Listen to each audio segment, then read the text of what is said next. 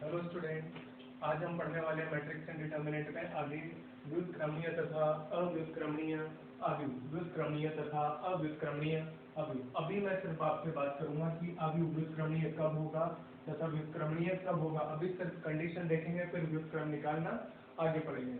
देखो व्युत्क्रमणीय, मैं यहाँ पे पॉइंट लिख रहा हूँ। यदि मैं लिख रहा हूँ अवयव वर्ग आव्यूह लेके चलते हैं। एक वर्ग आव्यूह ए है ना, वर्ग आव्यूह ए व्युत्क्रमणीय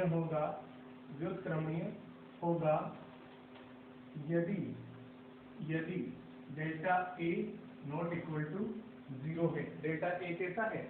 नॉट इक्वल टू 0 है, तब वर्ग आव्यूह को कैसा बोला जाएगा? व्युत्क्रमणीय। दूसरा पॉइंट, वर्ग आव्यूह ए अव्युत्क्रमणीय होगा यदि डेल्टा ए कैसा हो जाए? Equal to 0। ये दोनों पॉइंट बेसिकली आपको ध्यान रखने हैं। सिर्फ ये कंडीशन मैंने लिखाई है। व्युत्क्रमणीय होने के लिए condition delta A not equal to 0 हो, अव्युत्क्रमणीय होने के लिए डेल्टा ए इक्वल टू 0 हो। व्युत्क्रमणीय का मतलब जिसका व्युत्क्रम निकाला जा सके, मतलब जिसका इनवर्स आप फाइंड कर सकेंगे, तो उसके लिए बेसिकली कंडीशन हो गई। इनवर्स फाइंड करने के लिए उस आव्यूह का डिटरमिनेंट सारणिक कैसा होना चाहिए? नॉट इक्वल टू 0, एक नॉन जीरो, एक अशून्य संख्या होनी चाहिए, तब जाके आप व्युत्क्रम निकाल पाएंगे। व्युत्क्रमणीय को इंग्लिश में इन्वर्टिबल बोला जाता है, इसे नॉन इन्वर्टिबल बोला जाता है। Invertible, non invertible. आगे क्वेश्चन लिख लेते हैं इसकी तरह। छोटा सा मैं आपको एक क्वेश्चन लिखा रहा हूँ, देखें आप। क्वेश्चन लिखें, आपको दिया गया है, माना a बराबर 1 3 2 2 एंड b बराबर, i ले लेते हैं। एक दूसरा अभी लिया है मैंने, i बोल देता हूँ जिससे i आप जानते हैं 1 0 0 1, दो क्रम का। इसकी कोटि क्या ले ली? 2, कोटि 2 हो गई। ये एक आगे दिया हुआ है। अब इसमें बोला हुआ है यदि a माइनस लेमडा i, यदि a माइनस लेमडा i कैसा है? अव्युत्क्रमणीय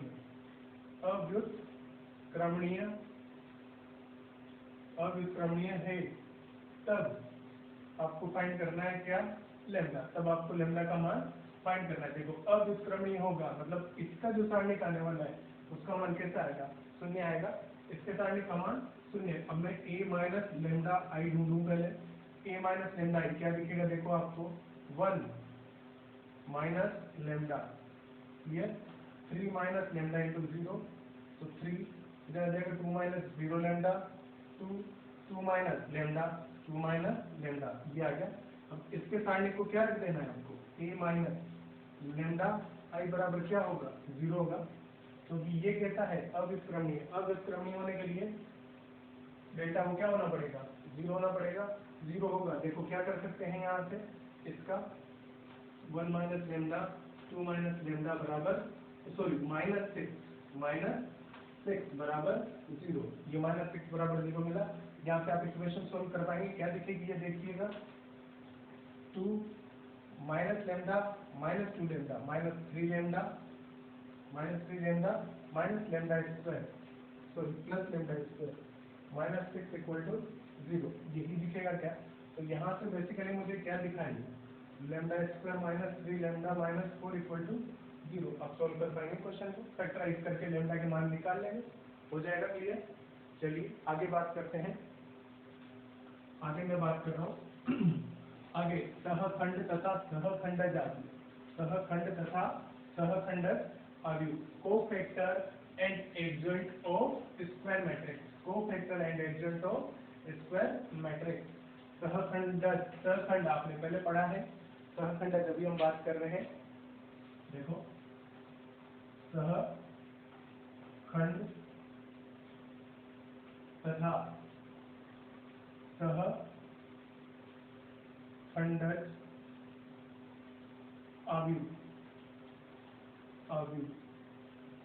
जो भी बात होगी किसके लिए होगी? वर्ग आव्यूह के लिए। जो भी बात हम कर रहे हैं वो किसके लिए कर रहे हैं? बेसिकली वर्ग आव्यूह के लिए। वर्ग आव्यूह लेके चलेंगे, उसके लिए सहखंड निकालेंगे, उसके लिए सहखंडज निकाला जाएगा। देखो इंग्लिश में इसे बोला जाता है कोफैक्टर, मैट्रिक्स और इसे बोला जाता है एडजॉइंट। तो आगे मैं कहीं हो सकता है ये यूज करूं डायरेक्टली, क्लियर, आगे मैं यूज करूं तो आपको समझ में आना चाहिए। अब देखो पहले सहखंड की बात कर लेते हैं। सहखंड क्या होगा? सहखंड ऐसे मैं पहले आपको बता चुका हूँ, सहखंड निकालने का एक क्वेश्चन भी हमने किया है पिछले लेक्चरों में। देखो इसके डेफिनेशन में लिखता हूँ, किसी वर्ग आव्यूह के प्रत्येक अवयव को उसके सहखंड से बदल दिया जाए तो प्राप्त आव्यूह को सहखंड आव्यूह कहा जाएगा।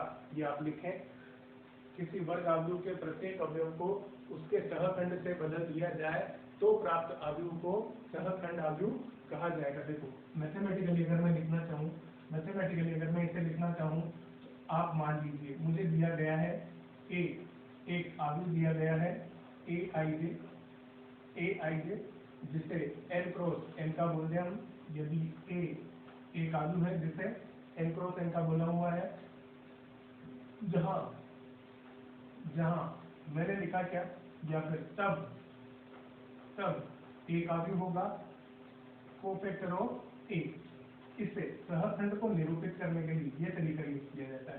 किसी आव्यूह ए के सहखंड आव्यूह को ऐसे लिखा जाएगा कोफैक्टर ए से, ये होगा Cij n क्रॉस n, जहां पे Cij क्या होगा, अवयव Aij का सहखंड, सहखंड आपको निकालना आता है, उपसारणिक के साथ -1 की घात i प्लस j, ये हमने पढ़ा हुआ है। Cij क्या होता है आपका, हमने पहले पढ़ा हुआ है, -1 की power i plus j n i j, ये फॉर्मूला पढ़ा था क्या हम लोगों ने पहले। तो सहखंड आव्यूह आपको समझ में आया होगा, आगे मैं बात करता हूँ सहखंड की। देखो आसान सी बात है, सहखंड आपको ध्यान रखना है। मैं जो बात करूंगा ना, मैं बात करूंगा किसके लिए, सहखंड के लिए। बात सहखंड के लिए ही होगी सिर्फ। देखो सबसे पहले सहखंड की बात कर लेते हैं। सहखंड वर्ग आव्यूह के लिए बात करते हैं, तो मैं यहाँ लिख रहा हूँ आव्यूह ए के सहखंडज को एडजॉइंट ए से निरूपित किया जाता है, से प्रदर्शित या निरूपित किया जाता है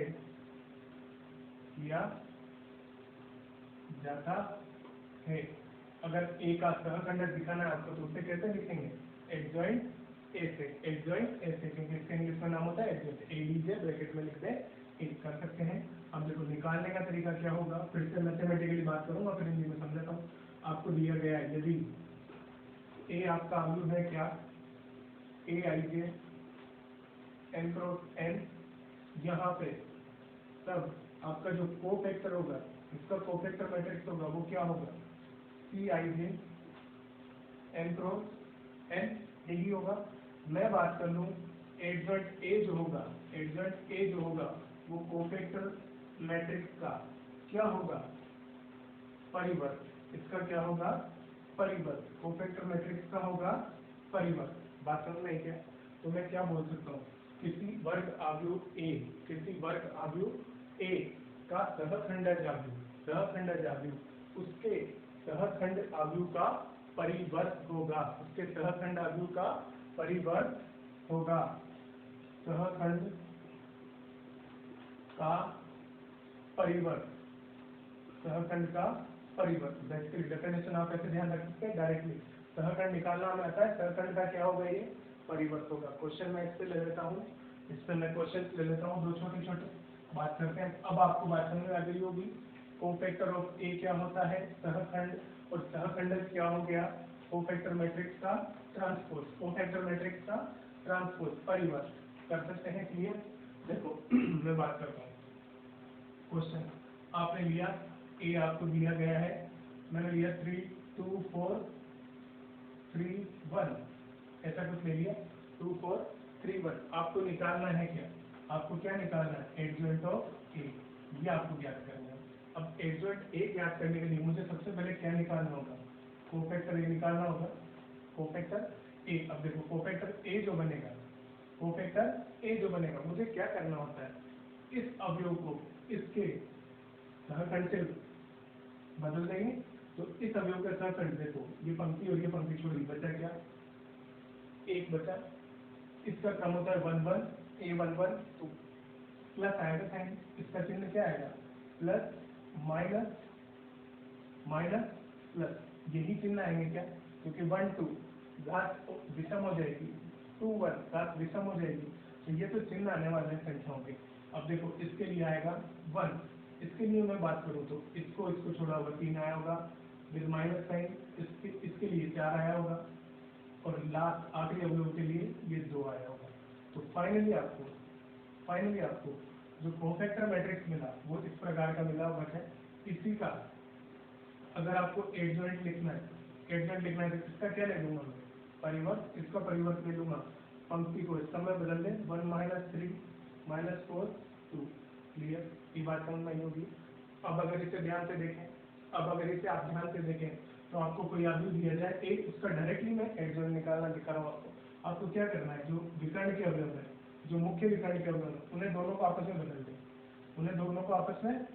बदल दिया, आपस में बदला। और जो विकर्ण के अलावा अवयव है उन दोनों का क्या बदल दें, चिन्ह बदल दें, उन दोनों का क्या बदल दें, चिन्ह बदल दें। देखो मान लो यदि आपको एक अवयव दिया हुआ है ए, जैसे मैं बोल दूं ABCD, तो इसका जो एडजॉइंट निकलेगा डायरेक्टली, इसका जो एडजॉइंट निकलेगा वो कैसे निकलेगा, मैं क्या कर रहा हूँ, मुख्य विकर्ण के अवयवों को बदल रहा हूँ, BA, और इन दोनों में क्या बदलना है, चिन्ह -B। क्लियर, ये बात समझ में आई होगी। 2 क्रॉस 2 के लिए डायरेक्टली एडजॉइंट निकालने का तरीका, आपको क्या करना है, मुख्य विकर्ण के अवयवों को आपस में बदल देना है, और जो उसके अलावा अवयव है उन्हें क्या करें, चिन्ह बदल कर सकते हैं। 3 क्रॉस 3 के अवयव के लिए बात कर लेते हैं।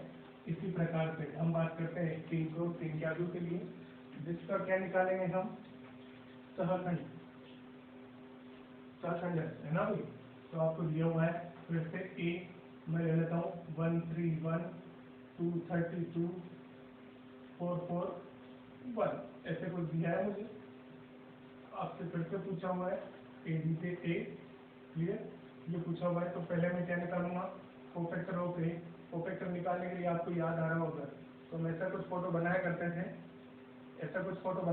थे, हम जानते हैं पॉजिटिव आएगा, नेगेटिव आएगा, पॉजिटिव आएगा, negative positive, negative positive, negative positive, ये चिन्ह आते हैं सहखंडों के, ये चिन्ह होते हैं, ये पहले से बात कर चुके होते हैं। अब निकालते हैं, सबसे पहले इस अवयव के लिए इस स्तंभ को और इस पंक्ति को छोड़ा जाएगा, 3 -8, ये 3 -8 कितना हो गया, -5 प्लस के साथ आएगा तो ये -5 आएगा। ऐसे देखो इस अवयव के लिए माइनस आएगा, पहले ये माइनस बिठा दिया मैंने, देखो इसको छोड़ा 2 -8 -6, और -6 से गुणा होगा तो क्या बन जाएगा, +6। क्लियर, तीसरे के लिए बात करूं, हमने किसे छोड़ा होगा, इससे छोड़ा होगा और इससे छोड़ा होगा, देखो 8 -12 कितना हो गया, -4।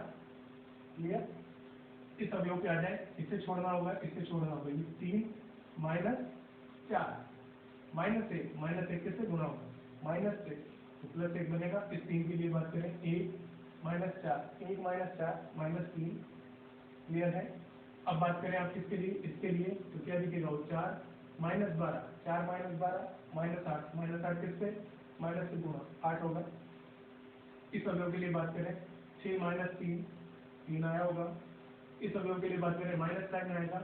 इस अवयव की जो बात होगी, देखो 2 -2 क्या हो गया, 0।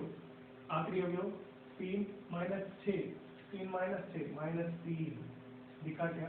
तो ये आपको जो मिला, ये कैसा मैट्रिक्स मिल गया, कोफैक्टर मैट्रिक्स मिल गया।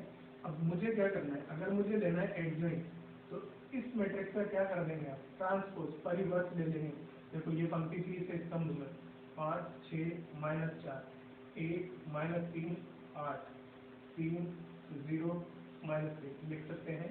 ये एडजॉइंट मिल गया, आपको डायरेक्टली निकाल सकते हैं आप। अब देखो मैं डायरेक्टली यहाँ से यहाँ पहुँचूंगा, मैं ये बीच वाले स्टेप भी उड़ाऊंगा, अब आगे जब भी हम क्वेश्चन की बात करेंगे ना, तो मैं ये भी नहीं निकालूंगा, हमें तो टाइम बचाना है, तो मैं इसकी भी बात नहीं करते हुए मैं डायरेक्ट ऐसे लिखूंगा। इसे कैसे लिखूंगा, जब आप इस अवयव का देखो, मुझे पहली पंक्ति से क्या प्राप्त होगा, पहला स्तंभ प्राप्त होगा, दूसरी पंक्ति से क्या प्राप्त होगा, दूसरा स्तंभ प्राप्त होगा, तीसरी पंक्ति से तीसरा स्तंभ, क्योंकि ये परिवर्त है, क्योंकि ये क्या है, परिवर्त। इसका देखो, पहली पंक्ति थी, उससे पहली पंक्ति निकाली थी हमने, दूसरी पंक्ति थी, उससे दूसरी पंक्ति निकाली थी, ये तीसरी पंक्ति थी, उससे हमने तीसरी पंक्ति निकाली। क्लियर, ऐसे ही कर रहे थे क्या हम, बात समझ में आ रही है। तो इस प्रकार से डायरेक्टली मैं निकालूंगा, देखो इस अवयव का यहाँ रखेंगे, इस अवयव का यहाँ रखेंगे, इस अवयव का यहाँ रखेंगे, वही रखा है क्या, देखो। वैसे सेकंड रो की बात करेंगे, जब सेकंड रो के लिए सेकंड कॉलम बनेगा, इस अवयव का ये आ गया, इस अवयव का ये रहा, इस अवयव का ये रहा, ऐसे डायरेक्टली कोफैक्टर आप निकालेंगे और यहाँ पे रखेंगे। चलो आगे छोटा सा एक क्वेश्चन लेता हूँ मैं, छोटा सा एक क्वेश्चन लेता हूँ, आप ध्यान से देखना।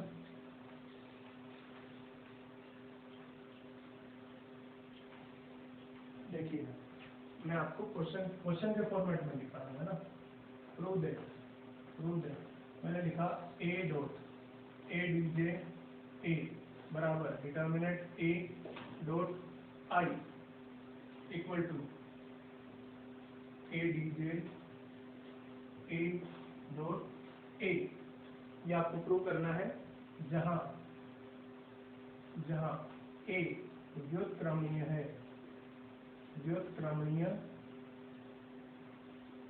है, ए कैसा है, व्युत्क्रमणीय, मतलब delta A not equal to 0 होगा आपका, delta A not equal to 0 होगा। देखो इसे प्रूव करने के लिए मैं क्या करूँ, जैसे मैंने एक मैट्रिक्स दिया ए, जिसे आप क्या बोल सकते हैं, A11, A12, A13, A21, A22, A23, A31, A32, A33 बोल सकते हैं।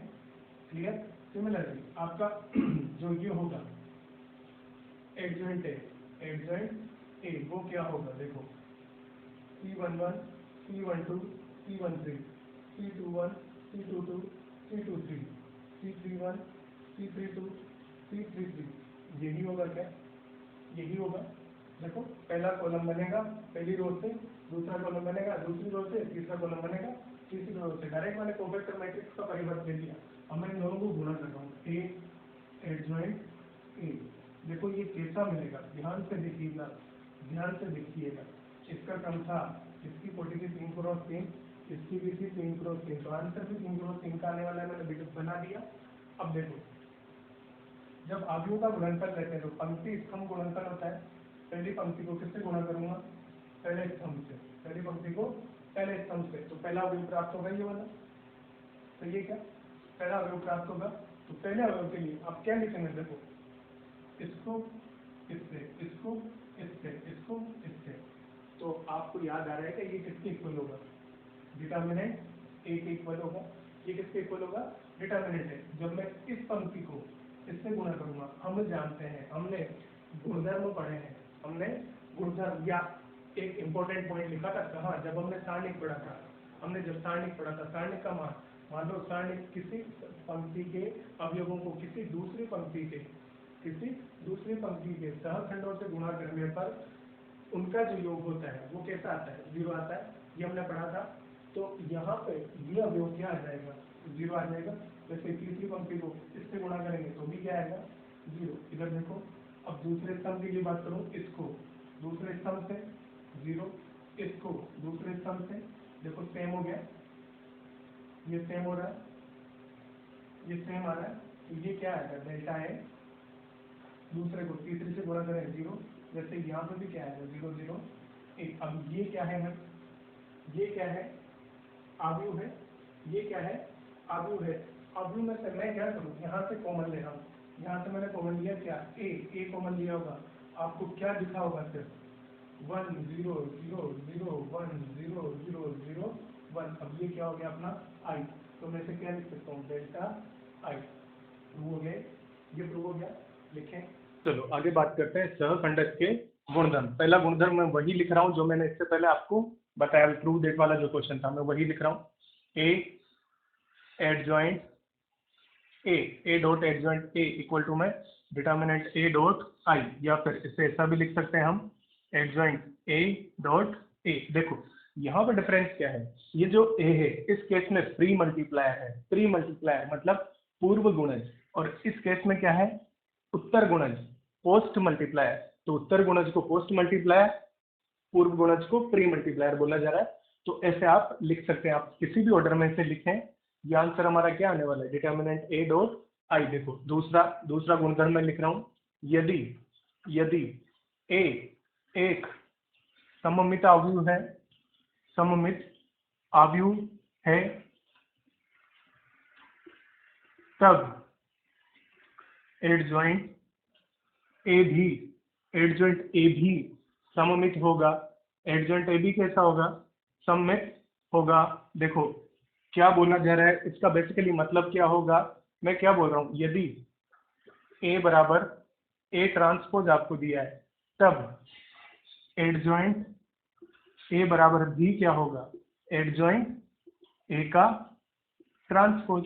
यही बोला जा रहा है क्या, ये बात समझ में आई होगी आप लोगों को क्लियरली। तीसरा गुणधर्म मैं यहाँ पे लिख देता हूँ। तीसरे गुणधर्म में मैं क्या बोलूंगा, देखिएगा तीसरा गुणधर्म जो लिख रहा हूँ उसके अंदर जो पहले बात कर चुके हैं हम ऑलरेडी, एक बार पहले हम इस पॉइंट पे बात कर चुके थे। देखिएगा मैं लिख रहा हूँ कोफैक्टर मैट्रिक्स का डिटर्मिनेंट, कोफैक्टर मैट्रिक्स का डिटर्मिनेंट, या फिर इसे ही मैं लिख सकता हूँ एडजॉइंट ए का डिटर्मिनेंट। देखो क्योंकि कोफैक्टर मैट्रिक्स और एडजॉइंट एक दूसरे के क्या होते हैं, परिवर्त। अब मैं जानता हूं कि डिटर्मिनेंट ए बराबर डिटर्मिनेंट ए ट्रांसपोज होता है क्या, किसी आव्यूह और उसके परिवर्त का, दोनों का सारणिक समान होता है। तो मैंने यही चीज लिखी है कि बेसिकली अब ये आपको याद आ रहा हो तो इससे हम कैसा लिखते थे, डेल्टा ए की घात n minus one, delta A की घात n माइनस वन, या डिटर्मिनेंट ए की घात n माइनस वन, जहाँ पे n क्या होगी इसकी कोटि, n क्या हो जाएगी, a की कोटि। बात क्लियर है। इसे अगर आपको प्रूव करना है, तो देखिएगा इसका प्रूफ मैं आपको लिख रहा हूँ।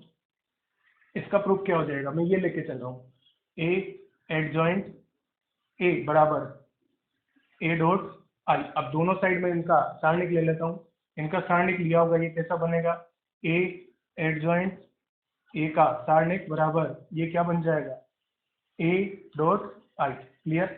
अभी देखो इस साइड को आप लिखेंगे तो ये कैसा बनेगा, ए 0 0 0 ए 0 0 0 ए, यही आएगा क्या। अभी ये बात हो रही है सारणिक की। देखो सारणिक के केस में जब भी आपको कॉमन लेना होता है तो एक पंक्ति, दूसरी पंक्ति, तीसरी पंक्ति, तीनों में से ये बाहर निकलेगा, तीनों में से ए सारणिक बाहर आएगा। तो फाइनली आपके पास क्या बचा होगा, ए आएगा कितने टाइम्स, 3 टाइम्स, और बाकी बचा होगा आई का जो सारणिक होता है उसका मान क्या होता है, एक। इधर क्या बैठा हुआ है, इसको क्या लिख सकता हूँ, डिटर्मिनेंट ए डॉट एडजॉइंट ए का डिटर्मिनेंट, ऐसे आ सकता है ये। देखो इससे घात उड़ाओ, क्या बन जाएगा फाइनली, एडजॉइंट ए बराबर ए की घात 3 माइनस 1, यही आएगा क्या। यहाँ पे देखो, यहाँ पे कोटि 3 लेके चले थे, अगर कोटि n होगी तो ये फाइनली क्या बन जाएगा, n माइनस वन। बात समझ में आई होगी। इसी के साथ में चौथे गुणधर्म की हम बात कर लेते हैं। चौथा गुणधर्म आप देखिएगा,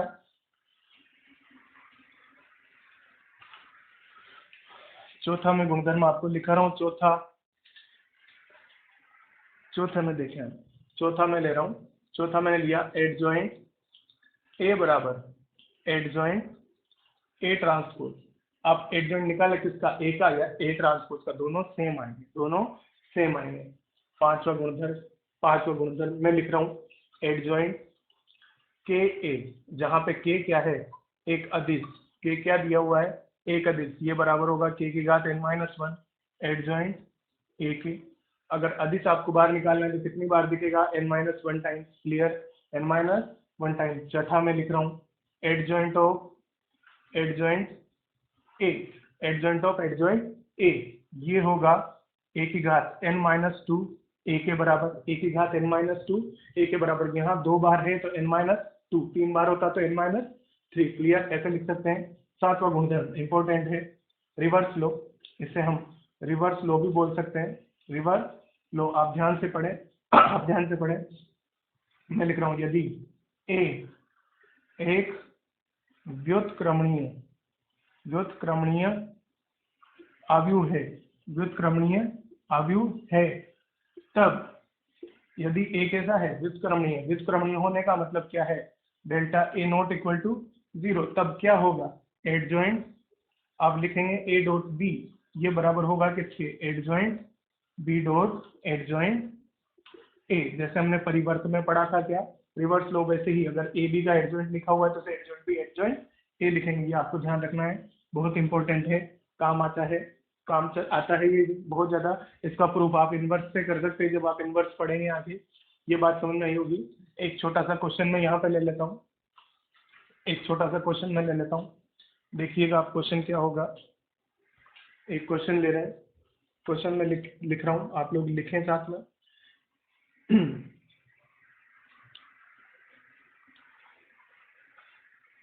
सारणिक, सारणिक, सारणिक, सारणिक आपको दिया हुआ है, एडजॉइंट, इसके अंदर भी एडजॉइंट, फिर से एडजॉइंट ए का मान ए के रूप में ज्ञात करें, जहां ए एक n क्रम कोटि का, n कोटि का वर्ग आव्यूह है, n कोटि का वर्ग आव्यूह है। क्लियर। अब देखो यहाँ पे इसे सोल्व करने के लिए मैं एक गुणधर्म जो यूज कर रहा हूँ आप जानते हो, देखो मैंने लिखा एडजॉइंट ए, एडजॉइंट ए बराबर मैं क्या लिख सकता हूँ, एडजॉइंट ए बराबर ए की घात n-1 डॉट आई, ऐसा कुछ लिख सकते हैं क्या। और आई क्या होता है, बेसिकली 1 होता है, आई क्या होता है बेसिकली, डिटर्मिनेंट 1। तो ये जो मान मिलता है आपको, ये ऐसा कुछ मिलता है क्या। अब देखिएगा, देखो मैंने क्या किया, ये डिटर्मिनेंट मतलब ये लाइन है और ये एडजॉइंट हटा हुआ है, इसकी घात क्या चली n-1, इसकी कोटि क्या थी n। ध्यान से देखना, मैं जो बोल रहा हूँ ना उस चीज को पकड़ना। मैंने ये दोनों हटाए होंगे, ये दोनों देखो, इधर पीछे से भी हटेगा, आगे से डंडा हटेगा तो ये हटेगा और एडजॉइंट हटेगा, तो घात में क्या चला गया n-1। देखना अब यहाँ पे मैं इसको सोल्व कर रहा हूँ, मैंने लिखा adjoint, adjoint, clear, adjoint A बराबर, बराबर इसका मान क्या आएगा अभी हमें पता नहीं। देखो इसका मान आपको निकालना है, इसका मान आपको निकालना है। मैं ये दोनों हटाऊं, ये दोनों हटाऊं, तो जो भी इसके अंदर बैठा होता है, ये देखो ये बैठा था, इसकी घात क्या चलेगी n-1। अगर आपने इसको हटाया होगा, आपने इसको हटाया होगा, तो ये जो अंदर बैठा हुआ है ना, ये जो अंदर बैठा हुआ है, इसकी घात क्या चली जाएगी, इसकी घात क्या चली जाएगी n-1। तो इसका मान बेसिकली मैं क्या लिख सकता हूँ, देखो ए डी जे ए की घात n-1, ये हटा होगा तो ये अंदर वाले की घात n-1। क्लियर। अब आगे देखिए, आगे फिर से देखें, इसको भी हटाऊं, फिर से हटा सकता हूँ ना, मेरे को सेम चीज फिर से दिख रही है। अब इसे हटाएं तो ये क्या दिखेगा, फिर से ये जो अंदर वाला बैठा है ए डी जे ए, इसकी घात क्या हो जाएगी n-1, और ये n-1 ऑलरेडी ऊपर बैठा हुआ है, n-1 ऑलरेडी बैठा हुआ है, फिर से मुझे सेम चीज दिख रही है, फिर से इसे हटा सकते हैं, तो फिर से हटाया होगा तो क्या दिखेगा ए की घात फिर से n-1। अभी ये n-1 ये बैठा हुआ है और एक n-1 ऊपर भी बैठा हुआ है, तो इन तीनों को अगर गुणा करें आप तो ये क्या आ जाएगा ए की घात n-1 की घात 3 क्यूब। क्लियर कर सकते हैं कि अगर ये 2 बार होता तो आप 2 बार हटाते, 2 बार में क्या दिख जाता आपको, ये यहाँ तक दिखता है, यहाँ पे क्या आ जाता 2 आ जाता। क्लियरली कर सकते हैं, लिखें फटाफट से। आगे बात कर रहे हैं हम आव्यूह का व्युत्क्रम, प्रतिलोम भी बोल सकते हैं, आव्यूह का व्युत्क्रम या प्रतिलोम भी हम इसे बोल सकते हैं। गुणधर्म आपने देखे होंगे। अब आव्यूह के प्रतिलोम या व्युत्क्रम की हम बात कर लेते हैं। आव्यूह का व्युत्क्रम, आव्यूह का व्युत्क्रम या व्युत्क्रम को प्रतिलोम भी कई जगह बोला जाएगा, प्रतिलोम, ये भी आप ध्यान रखें, ये भी आप ध्यान रखें। देखो इसमें सबसे पहले मैं जो पॉइंट लिखने वाला हूँ, सबसे मेरा स्टार्टिंग पॉइंट जो होगा इसके अंदर, स्टार्टिंग पॉइंट में मैं क्या बोल रहा हूँ वो आप ध्यान से देखें। जो हम व्युत्क्रमणीय की परिभाषा पहले पढ़ चुके हैं, व्युत्क्रमणीय की परिभाषा जो हम पहले पढ़ चुके हैं वही मैं लिख रहा हूँ, है ना भाई। एक आव्यूह ए व्युत्क्रमणीय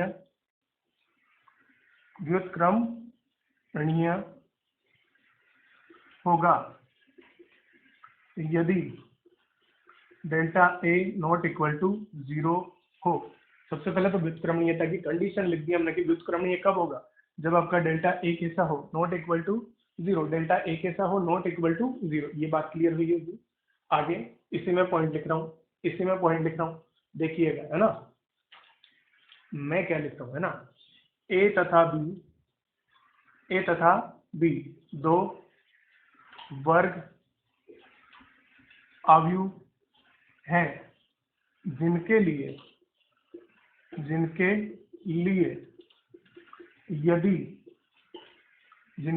यदि a डॉट बी बराबर i या फिर b डॉट a ये हो, तब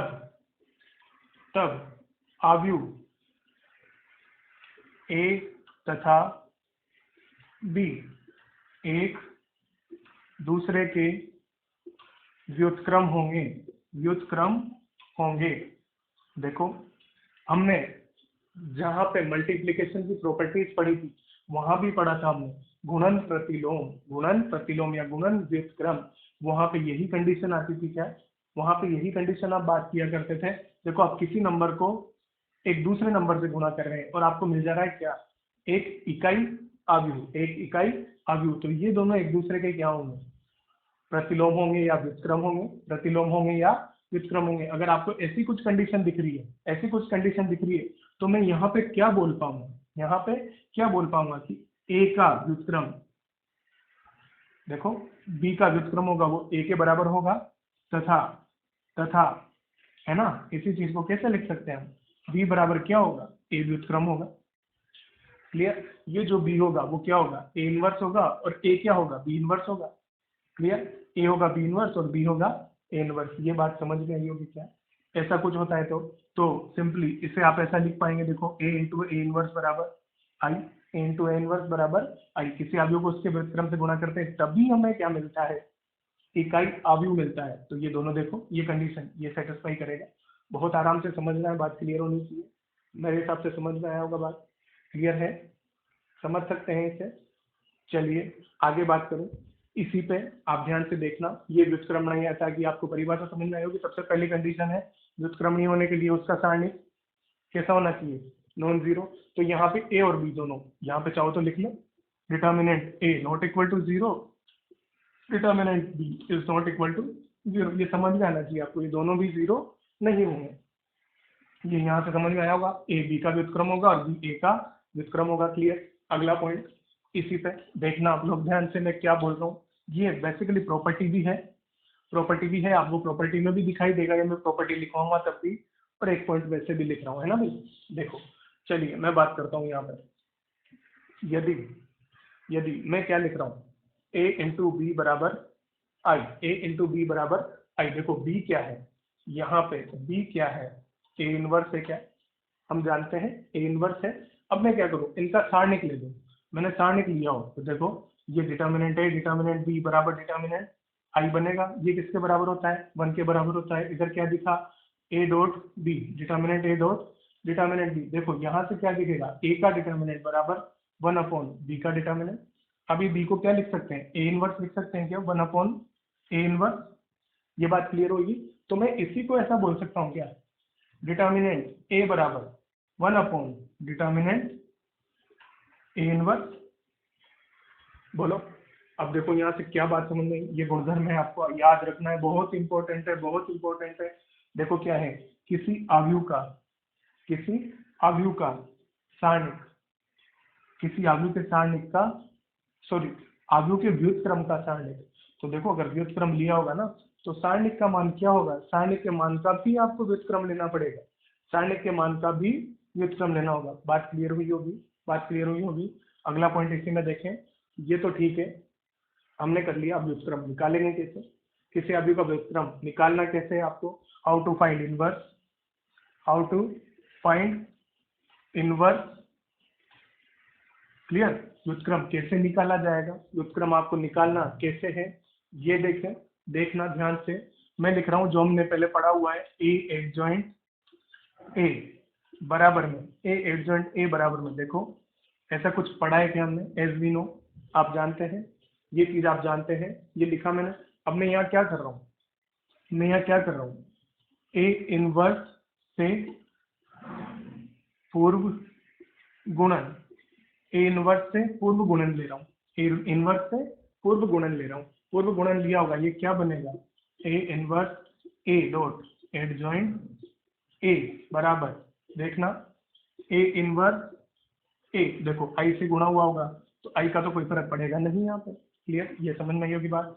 इसको मैं क्या लिख सकता हूँ, ए इंटू ए इनवर्स, आई हो जाएगा, आई हो जाएगा, सिंपली क्या बचेगा, एडजॉइंट ए बचेगा, इधर क्या बचा होगा, ए इनवर्स डिटर्मिनेंट है, ये क्या नियत मान है, ये क्या एक नियत मान है फिक्स। तो यहाँ से मैं लिख पाऊंगा क्या, ए इनवर्स बराबर क्या होगा, 1 determinant of A into adjoint A.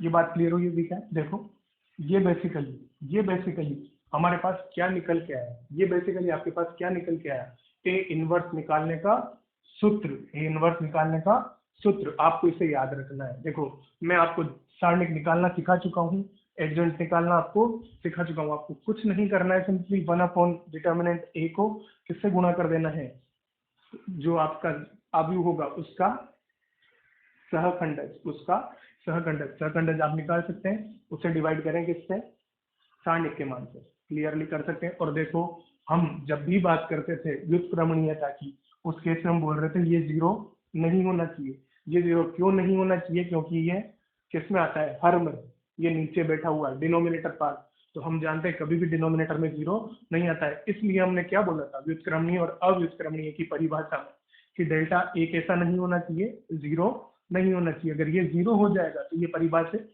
नहीं होगा, उस केस में ए इनवर्स परिभाषित नहीं होगा। तो ए इनवर्स के परिभाषित होने के लिए इसको क्या होना पड़ेगा, नॉन जीरो, चाहो तो यहाँ लिख लो delta A not equal to zero, तभी जाके आपको क्या मिलेगा, किसी अवयव का व्युत्क्रम, अदरवाइज आप व्युत्क्रम नहीं निकाल रहे, क्लियर, लिखें। हाँ तो चलो अब आगे बात करते हैं, आगे क्वेश्चन ले लेते हैं इनवर्स पे। अगर आपको ए दिया है, आपको क्या फाइंड करना है, ए इनवर्स फाइंड करना है। नेक्स्ट क्वेश्चन में भी आपको ए दिया है, ए इनवर्स फाइंड करना है। एक क्वेश्चन मैं करवाऊंगा और दूसरा क्वेश्चन आपके लिए होमवर्क हो जाएगा, क्लियर। देखो पहला क्वेश्चन, देखो ए इनवर्स का आप फॉर्मूला अब जानते हैं, वो क्या होता है, adjoint A upon determinant A, clear, यही होता है क्या। मैं सबसे पहले डिटर्मिनेंट सोल्व कर लूँ, इसका डिटर्मिनेंट हम निकाल लें, तो मैं बात करता हूँ डेल्टा ए, डेल्टा ए क्या दिखेगा भाई, डेल्टा ए की बात करें किसके, या तो प्रॉपर्टीज लगा लें आप, प्रॉपर्टीज लगा लें, पहले मैं प्रॉपर्टीज लगा देता हूँ ए पे डेल्टा सोल्व करने के लिए। ए देखो मैं दो रोज को जीरो बना रहा हूँ, इसको जीरो और इसको जीरो बनाते, तो R2 माइनस R1 क्या बनेगा, देखिए आप 1 3 3, इसे एज इट इज सेकंड में फर्स्ट को माइनस कर रहे हैं तो ये 0, 4 माइनस 3 1, 3 माइनस 3 0, क्लियर। वैसे ही 3 में से भी 1 को माइनस करें 0, 3 माइनस 3 0, 4 माइनस 3 1, हो गया काम। फर्स्ट कॉलम के रेस्पेक्ट में से एक्सपेंड कर दें, क्या दिखा 1 1 माइनस 0, तो फाइनली आपको डेल्टा ए क्या मिला, फाइनली डेल्टा ए क्या मिला 1 1 मिला, delta A is not equal to 0 mean A is invertible, A is invertible, inverse आप फाइंड कर सकते हैं, ये डेल्टा हमने फाइंड कर लिया। अब एडजॉइंट की बात कर लेते हैं, एडजॉइंट आपको फाइंड करना अब आता है, एडजॉइंट अब आपको फाइंड करना आता है, आप वही क्या करें, ऐसा कुछ बॉक्स बनाए, ऐसा कुछ बॉक्स बनाए।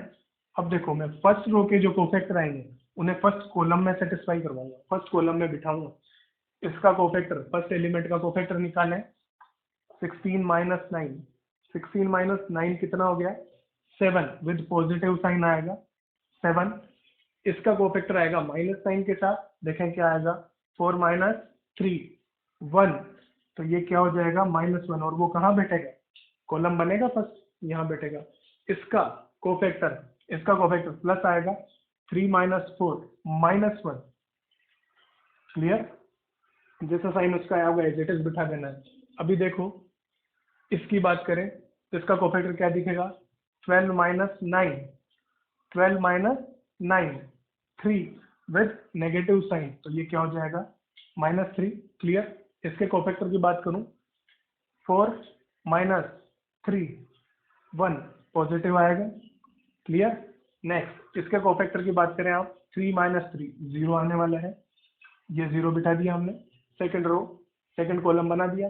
थर्ड रो से बात करें थर्ड कॉलम की, ये देखो 9 माइनस 12 प्लस आता है इसका, 9 माइनस 12 कैसा आएगा -3। इसकी बात कर ले, देखो 3 माइनस 3 0 आएगा, 0 आएगा, 0 का कोई साइन तो होगा नहीं। अब इसकी बात करें प्लस होगा 4 माइनस 3 1, ये देखो ये आपको एडजॉइंट मिल गया, ये आपको एडजॉइंट मिल गया। फाइनली ए इनवर्स में कैसा लिख सकता हूँ, देखो 1 अपॉन 1 अपॉन 1, 1 अपॉन 1, और क्या दिखा 7 minus 3 minus 3 minus 1 1 0 minus 1 0 1। Clear. ये आपको क्या मिल चुका है, ए इनवर्स आपको मिल चुका है, कर सकते हैं, फाइंड कर सकते हैं। क्लियर।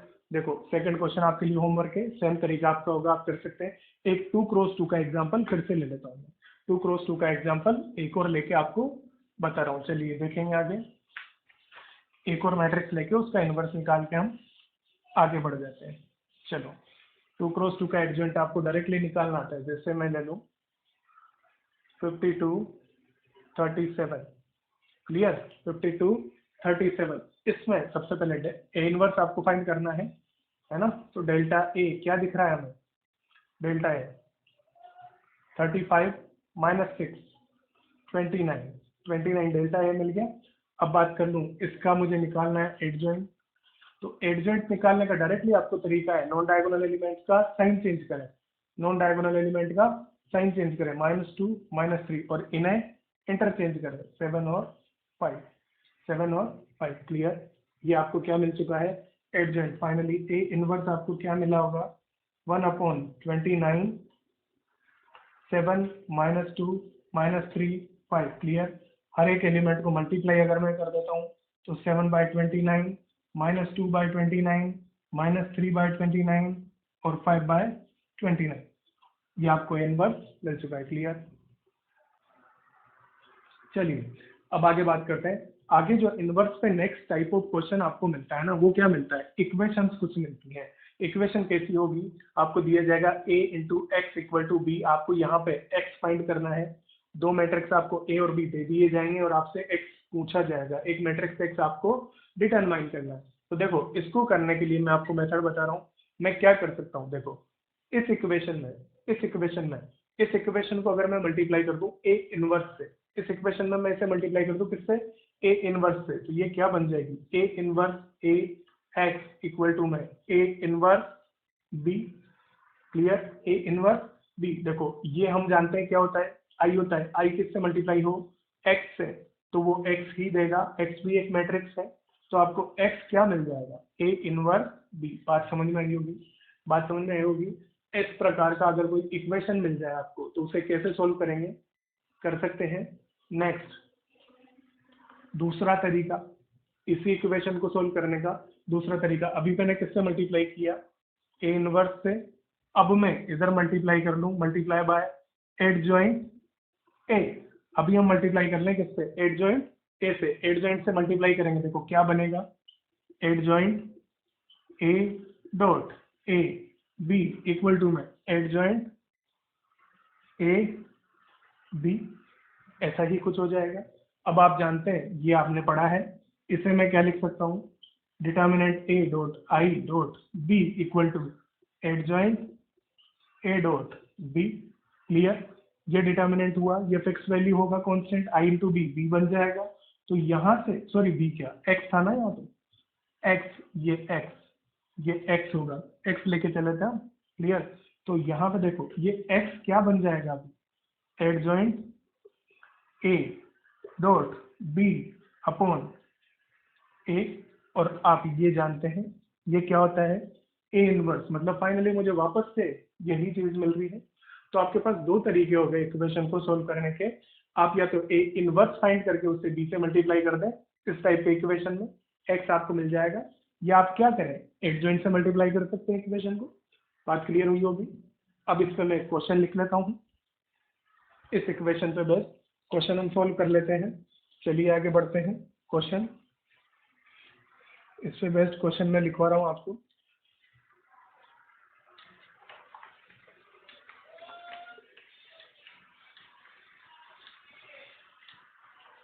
चलो भाई क्वेश्चन देखना, हमें दिया गया है क्या, लेट ए इक्वल टू आपको दिया गया है 2 3 1 4 एंड बी आपको दिया गया है -1 4 if A X equal to B find X आपको फाइंड करना है। देखें क्वेश्चन सेम बना, यही वाली इक्वेशन जो मैंने पहले तरीका बताया आपको इक्वेशंस को सोल्व करने का, वैसा ही होगा। मैं डायरेक्टली यहाँ पे एक्स को क्या लिख पाऊंगा, ए इनवर्स इंटू बी, मतलब सिंपली मुझे क्वेश्चन में क्या फाइंड करना है, इसका इनवर्स फाइंड करना है। तो ए इनवर्स का फॉर्मूला जानते हैं, वो क्या होता है, adjoint A upon determinant A. Determinant A क्या दिख रहा है यहाँ पे, डेल्टा ए आपको क्या दिखा होगा, 8 - 3 5, 8 - 3 5, क्लियर। और बात करें हम किसकी, एडजॉइंट की, एडजॉइंट ए क्या मिलेगा नॉन डायगोनल एलिमेंट का क्या चेंज करना होता है, साइन, -3 -1, और इन दोनों को क्या कर देंगे इंटरचेंज, 4 2, हो गया काम। ये एडजॉइंट ए मिला, मतलब सिंपली मुझे ए इनवर्स क्या मिल चुका होगा, ए इनवर्स क्या मिल चुका होगा, ए इनवर्स आपका क्या हुआ देखो, 4/5 -3/5, ये -1/5 और 2/5, क्लियर। ये इनवर्स आपको मिला, यही था, 5 से डिवाइड कर देना है हर एक एलिमेंट को, क्लियर। अब मैं बात करूं एक्स मुझे क्या देगा, एक्स ए इनवर्स मतलब 4/5 -3/5 -1/5 और 2/5, इसे किससे मल्टीप्लाई कर देना है, बी से, -1 4, देखिए 2 क्रॉस 2 2 क्रॉस 1, फाइनली ये दोनों कैंसिल, आंसर जो आएगा वो आएगा 2 क्रॉस 1 का एक मैट्रिक्स। एक्स जो होगा वो 2 क्रॉस 1 का एक मैट्रिक्स होगा, बना लें, ये 2 क्रॉस 1 हो गया, क्लियर। देखो 2 एलिमेंट आने वाले हैं सर, ये इससे मल्टीप्लाई होगा, क्या दिखेगा देखो, -4/5 -4 3 जा 12/5, क्लियर। इधर देखें 1/5 प्लस 8/5, यही आ रहा है क्लियरली, मतलब फाइनली आपको ये क्या मिल चुका होगा, देखिए आप -16/5 और इधर क्या आ गया, ये 9/5। आपने एक्स फाइंड कर लिया, कर सकते हैं, क्लियर। इस पे बेस्ट एक क्वेश्चन मैं आपको दे रहा हूँ, मैं डायरेक्टली आपको तरीका समझाऊंगा, सिर्फ एक क्वेश्चन आप लोगों के होमवर्क के लिए है, मैं आपको तरीका बताऊंगा आपको करना कैसे है। क्वेश्चन आप लोग ही ट्राई करेंगे, क्वेश्चन आप लोग ट्राई करेंगे, लिखें। इसके बाद हम इनवर्स की प्रॉपर्टीज की बात करेंगे भाई। क्वेश्चन लिखें आप, क्वेश्चन हमें दिया गया है, लेट ए, माना ए आपको दिया गया है 1 1 1 2 4 1 2 3 1, ठीक है भाई, एंड बी आपको दिया गया है 2 3 3 4 2 3 3 4, if B P A equal to, में बी पी ए का कुछ वैल्यू दिया हुआ है 1 0 1 0 1 0, फाइंड पी, यहाँ पे आपको पी फाइंड करना है, यहाँ पे आपको पी फाइंड करना है। देखो हमें क्या दिया हुआ है, ए दिया हुआ है, बी दिया हुआ है, और बी पी ए का मल्टीप्लीकेशन दिया हुआ है। अब मैं क्या कर रहा हूँ, यहाँ मुझे पी निकालना है, मतलब ये बी हटाना है, तो मुझे इसको आगे किससे मल्टीप्लाई करना पड़ेगा, बी इनवर्स से, और पीछे किससे मल्टीप्लाई कर दे, ए हटाने के लिए ए इनवर्स से। तो मैं क्या कर रहा हूँ देखो, pre multiply, pre multiply, pre multiply मतलब पहले मल्टीप्लाई, पूर्व में क्या मल्टीप्लाई करेंगे आप, B inverse, pre multiply by B inverse, pre multiply by B inverse and post multiply, post multiply by A inverse, आगे बी इनवर्स से और पीछे ए इनवर्स से, तो ये क्या बन जाएगा, B inverse B P A inverse A into A inverse equal to में इधर जो लिखा होगा ये मैट्रिक्स मिलेगा हमें 1 0 1 0 1 0, आगे यहाँ पे कोई मैट्रिक्स आया होगा ए इनवर्स, इधर आया होगा बी इनवर्स, ये रहा होगा सॉरी बी इनवर्स और इधर आया होगा ए इनवर्स, यही तो कर देना ना, जैसा इधर हुआ होगा वैसा इधर, प्री मतलब पहले आपको बी इनवर्स लिखना है, बाद में आपको ए इनवर्स लिखना है। ये देखो ये क्या बना होगा आई, ये क्या बना होगा आई, फाइनली इधर से सोल्व करके आपको क्या मिला होगा पी, जब आप इन तीनों को मल्टीप्लाई करके सोल्व करेंगे आपको क्या मिल जाएगा भाई पी, आप कर सकते हैं बी का आप इनवर्स निकाल लें, बी का आप इनवर्स निकाल लें, बी इनवर्स तो डायरेक्टली दिखेगा आपको, ये हमने पहले क्वेश्चन में किया है वही क्वेश्चन है बी इनवर्स, इसका आप इनवर्स निकाल लें, इसका आप इनवर्स निकाल लें, कर सकते हैं। चलो अब प्रॉपर्टीज की बात कर लेते हैं। सबसे पहले प्रॉपर्टी, फर्स्ट प्रॉपर्टी में वही लिख रहा हूँ जो मैं आपको ऑलरेडी बता चुका हूँ। लेट से मैंने लिखा determinant of A equal to में 1 upon determinant of A inverse, ये मैं बात कर चुका था पहले, इसी को आप ऐसे लिख सकते हैं determinant of A equal to में 1 upon determinant of A inverse होगा, ये प्रॉपर्टी हो गई फर्स्ट। सेकेंड में बात करूँ, सेकेंड प्रॉपर्टी की अगर हम बात कर रहे हैं भाई, सेकेंड प्रॉपर्टी की मैं बात करूँ तो सेकेंड प्रॉपर्टी आपको क्या दिखेगी, आप ध्यान से देखें, मैंने लिखा लेट से के इंटू ए, इसका मैं ले रहा हूँ इनवर्स, के इंटू ए का मैं क्या ले रहा हूँ इनवर्स, ये क्या हो जाने वाला है देखिए, ये क्या हो जाएगा के इंटू ए किया आपने, इसका इनवर्स ले रहे, के क्या है यहाँ पर, के क्या है स्केलर, एक क्या है ये अदिश, ये क्या है एक अदिश, एक फिक्स वैल्यू है कुछ, तो मैं इसे क्या लिखूं, देखो मैं इसे क्या लिखूं, अगर के का इनवर्स होगा तो 1 अपॉन के हो जाएगा, तो ये डायरेक्टली आपको ऐसा मिलेगा, देखो 1 अपॉन के इंटू ए इनवर्स, 1 अपॉन के इंटू ए इनवर्स, के तो एक फिक्स वैल्यू था ना, वो 1 अपॉन में आ जाएगा और उसके साथ क्या आ जाएगा A inverse. Third property, third property आप लिखें ए इनवर्स का भी अगर मैं क्या लूँ इनवर्स, ए इनवर्स का भी मैं क्या ले लूँ इनवर्स, तो ये आपको देता है क्या वापस से ए, ये आपको वापस से क्या देगा ए देगा। फोर्थ प्रॉपर्टी,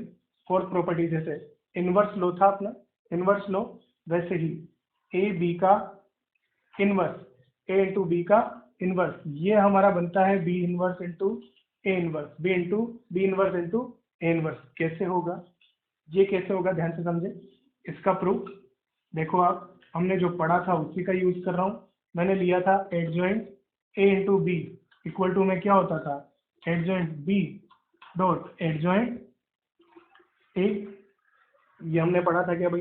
अब मैं इसे क्या कर रहा हूँ divide by determinant A dot B, determinant A dot B, मैं इसे डिवाइड कर रहा हूँ डिटर्मिनेंट ए डॉट बी से, देखिएगा ध्यान से, ये क्या बनेगा 1 upon determinant A B adjoint A B, ये वाली साइड यही बनेगी देखो ध्यान से, और सामने वाली साइड पे क्या आ जाएगा देखो adjoint B adjoint A, clear, upon में क्या ऐसा बिठा सकता हूँ क्या बी अपॉन डिटर्मिनेंट ए, इसे ऐसा भी तो लिखा जा सकता है ना, कांस्टेंट वैल्यूज होंगे ऐसा लिखा जा सकता है, तो ये मुझे क्या दिख गया देखो किसी भी मैट्रिक्स का एडजॉइंट अपॉन उसका डिटर्मिनेंट क्या हो जाता है उसका इनवर्स हो जाता है, ये देखो ये क्या हो गया पहले बी इनवर्स और बाद में ए इनवर्स, ये प्रूव हो गया होगा आपका, ये प्रूव हुआ होगा, क्लियर दिखा आपको।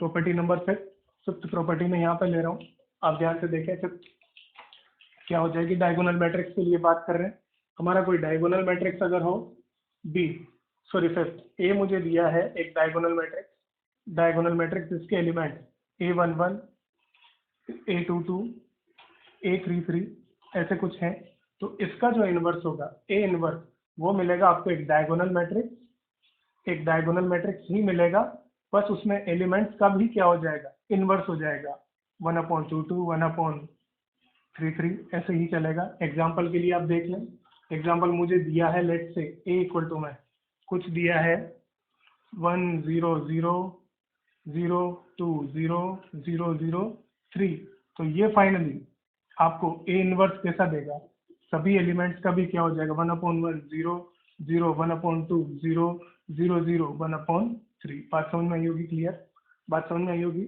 आगे लिख लेते हैं प्रॉपर्टी नंबर 6। प्रॉपर्टी नंबर 6 की मैं बात करूँ, 6 को मैं क्या लिख रहा हूँ देखिएगा आप ध्यान से। 6 में हम क्या लिख रहे हैं, 6 आप लिखेंगे, हाँ तो चलो प्रॉपर्टी नंबर 6 की बात करते हैं हम।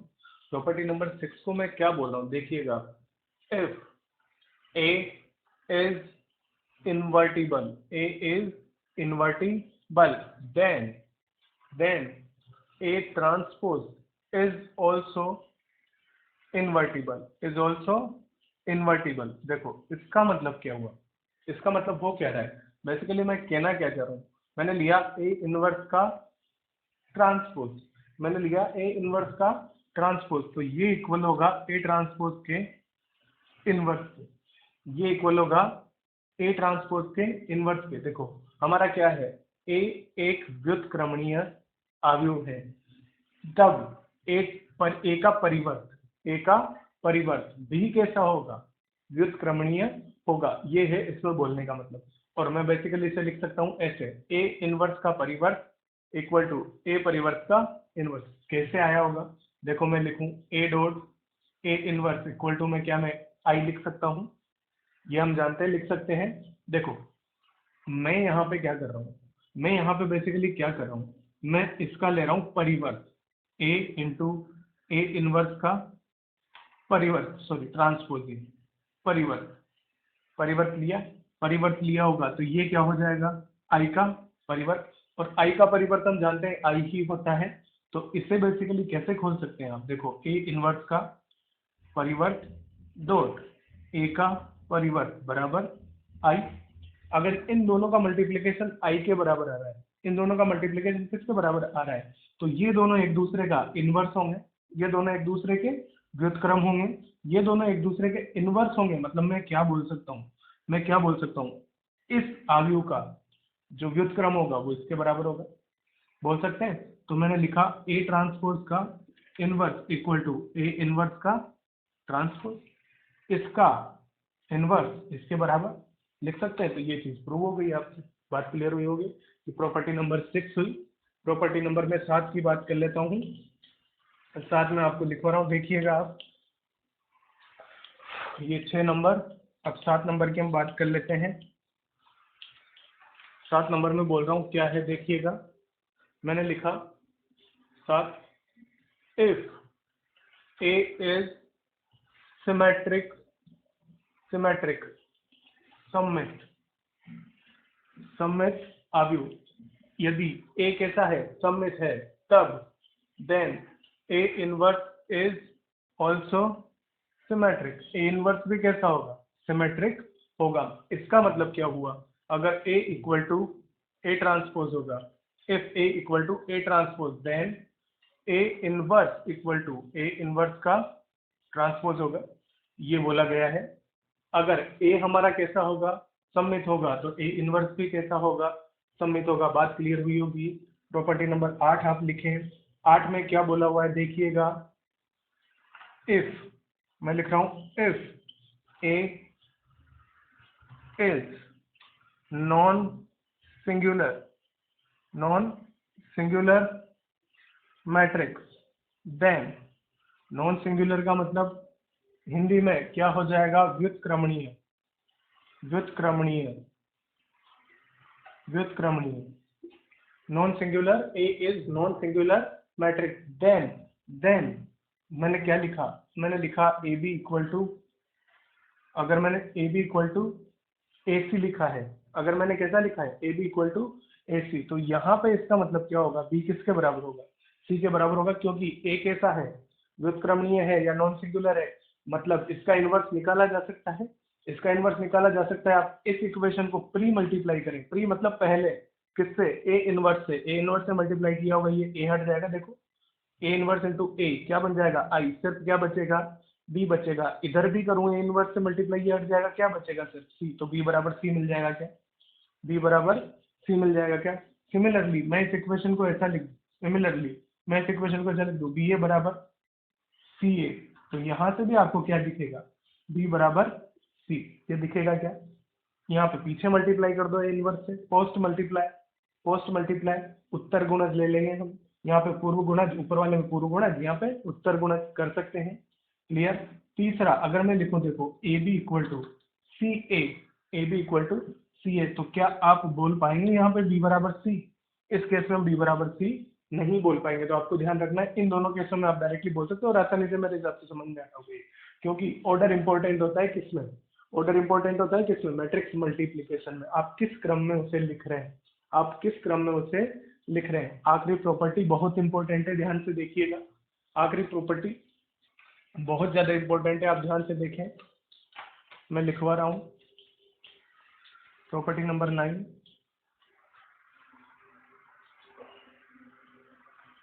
प्रॉपर्टी नंबर 9 क्या बोलती है, आप देखिएगा प्रॉपर्टी नंबर क्या बोलती है। मैंने लिखा if A B equal to 0, मैंने बोला A B equal to 0, then either of A and B is zero matrix, either of A and B is zero matrix or both are singular matrix। ये चीज बोली है। अब देखो इसका मतलब क्या हुआ, हम समझते हैं इसे ध्यान से। आपको बोला हुआ है अगर किन्हीं दो मैट्रिक्स का मल्टीप्लिकेशन 0 हो जाए, किन्हीं दो मैट्रिक्स का मल्टीप्लिकेशन 0 हो जाए, हमने एक बार पहले भी बात की, जब ये इक्वेशन कैसी होती है, एल्जेब्रिक।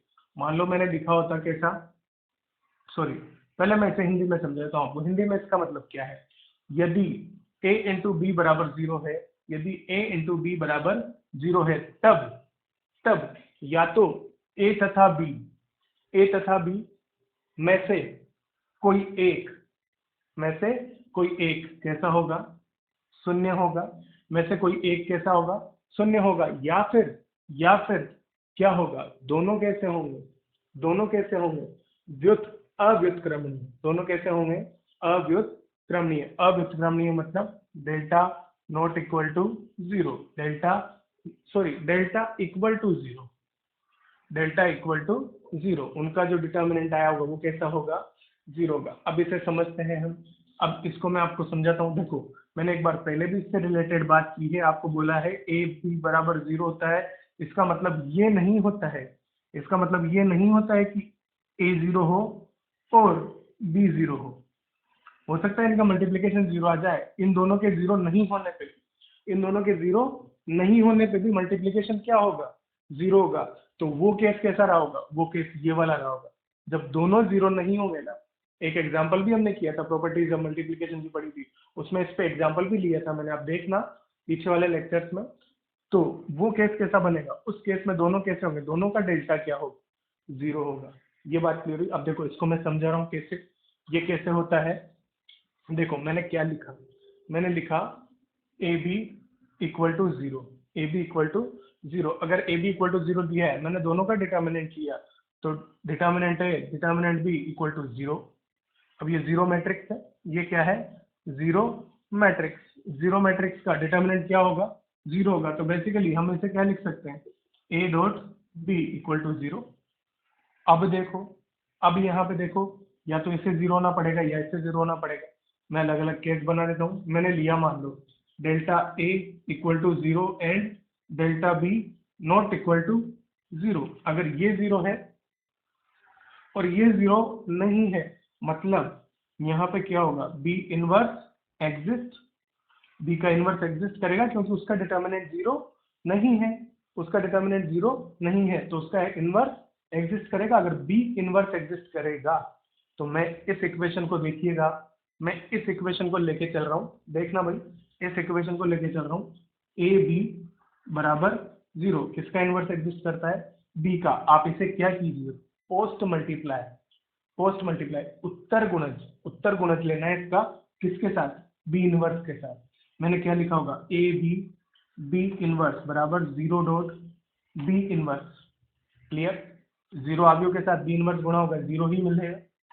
इधर बी इंटू बी इनवर्स क्या बन जाएंगे, आई, और इधर क्या आ जाएगा, ए। तो यहाँ से क्या आपको समझ में आया, यहाँ से क्या समझ में आया होगा, क्या जीरो होगा, ए जीरो होगा, यही बोल रहे थे हम। या तो दोनों में से कोई एक जीरो होना चाहिए, तो इस केस में देखो क्या जीरो आ गया, ए जीरो। अब दूसरा केस ले लेता हूँ। दूसरे केस में मान लो मैंने डेल्टा ए को लिया not equal to zero, and delta B को क्या ले लें, जीरो ले लें। तो इस केस में क्या एग्जिस्ट करेगा, ए इनवर्स एग्जिस्ट करेगा। तो इस इक्वेशन को किससे गुणा करेंगे, ए इनवर्स से, A inverse A B equal to A inverse zero. Clear, ये क्या बन जाएगा, आई। यहाँ से सिंपली क्या दिखेगा, बी बराबर जीरो। अब देखो मैंने जो बात करी वो मैंने प्रूव होके दिखी है क्या मुझे। अगर ये जीरो होगा, अगर ये जीरो होगा तो मैं उसे ऐसा लिख सकता हूँ। ऐसा लिखा होगा तो या तो इसको जीरो होना पड़ेगा या फिर दूसरे को जीरो होना पड़ेगा। बात क्लियर है, या तो इसको जीरो होना पड़ेगा या फिर बी को जीरो होना पड़ेगा। इस केस में बी इनवर्स एग्जिस्ट करेगा तो मुझे ए जीरो मिल गया। इस केस में ए इनवर्स एग्जिस्ट करेगा तो मुझे बी जीरो मिल गया। मेरी पहली वाली बात तो क्लियर हुई है, जीरो मैट्रिक्स। और तीसरा केस, इस केस में delta A equal to zero and delta B is also equal to zero. अगर ये दोनों ही जीरो हो जाए, अगर ये दोनों ही जीरो हो जाए, तब भी ये कंडीशन एग्जिस्ट करेगी। क्लियर, ये चीज याद रख सकते हैं। इस प्रॉपर्टी को लिखें, बहुत ज्यादा इंपॉर्टेंट है। इस पर डायरेक्टली 2-3 बार क्वेश्चन पूछा गया है आईआईटी में, लिखें आप।